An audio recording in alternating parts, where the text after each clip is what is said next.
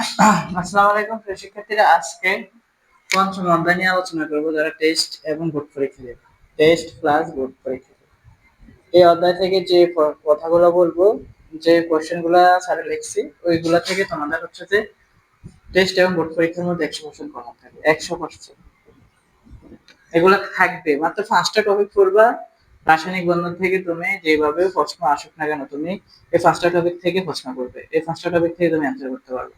ঠিক আছে?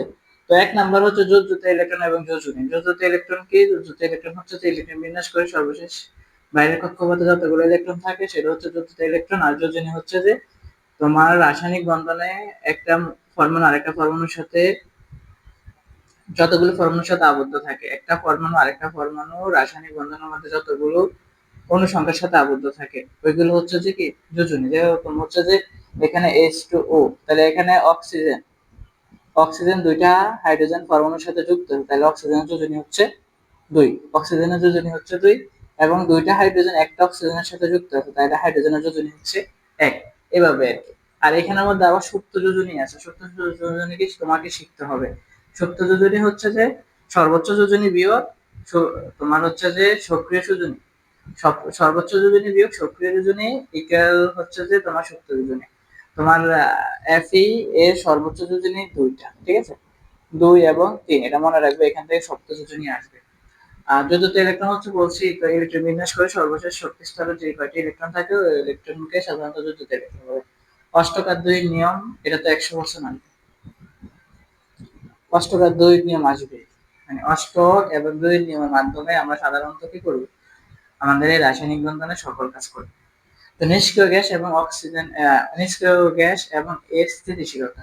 নিষ্ক্রিয় গ্যাস এবং এর স্থিতিশীলতা কেন? আমরা জানি মৌলসমূহ সর্বশেষ কক্ষপথে যদি 8টি ইলেকট্রন থাকে, ওই 8টি ইলেকট্রন সে কার্বন কি করতে পারে না, দানও করে না, গ্রহণও করে না, সে স্থিতিশীল অবস্থায় থাকে, পরমাণু স্থিতিশীল থাকে। এগুলা নিষ্ক্রিয় গ্যাস বলে।